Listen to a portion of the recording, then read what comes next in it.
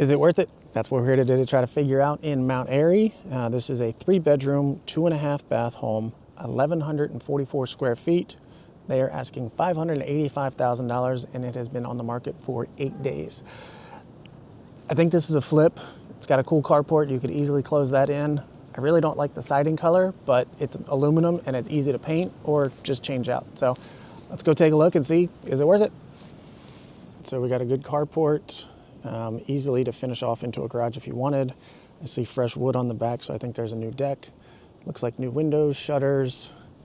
I don't like the color of the door or the siding, but that can easily be changed.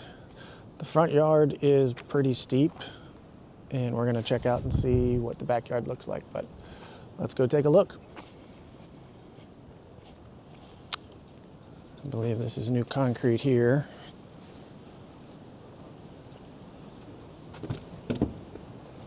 Hey, it's really cold out here. If you don't hit that like button, I might freeze. Thanks. Let's head upstairs. This is the first time I've seen this done properly in a very long time. So this is LVP, and the way to make the bullnose on it is to heat this material and then bend it over. That is a professional job. Had to point that out before I went through the rest of the house. Main level. Lots of light. Not sure what that dinging noise is, or even if you could hear it, but great open space. Looks like there's a new deck just off the dining room.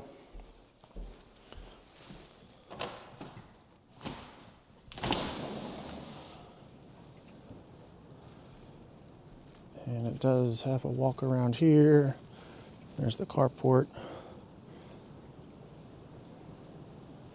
Really pretty yard. I don't love the siding, but that can easily be painted. Can't look at the roof because it's still covered in snow, but it is melting finally, thankfully. Continue into the kitchen. Everything in here looks new. Stainless. Oh, it's the refrigerator that is beeping at me.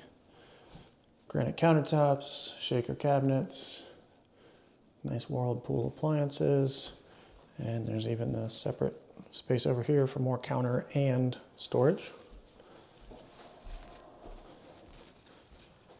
And we'll start here with the hall bath. Beautiful herringbone pattern on the floor.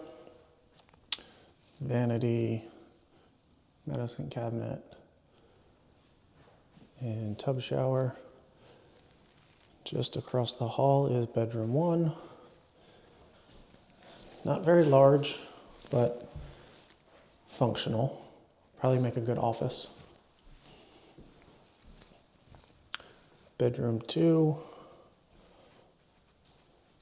Larger. Still not huge, but larger than the other one. And lots of natural light. Actually don't have any lights turned on in here. And the master, lots of natural light. There's the closet. And this is a full bath, or excuse me, half bath. Same herringbone pattern, same vanity. Kind of like the color too. Let's check out the basement. To the left, bedroom number 4, great natural light. I'll even turn that light off. So tons of natural light.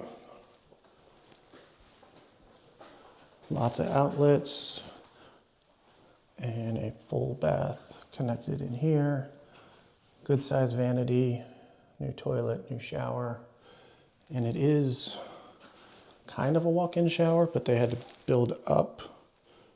Instead of breaking up the concrete, they just built up. So there's a little bit of a step to get in the shower, but I like it.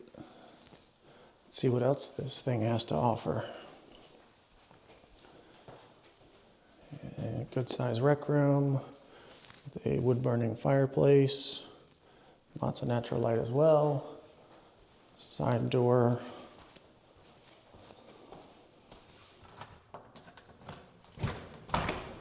Seals good. And they even have a little pad out there, so you're not just stepping into mud. But that walks out to the side of the house. It is really cold out here. If you would hit that like button, it would sure warm me up. Let's check out that utility room.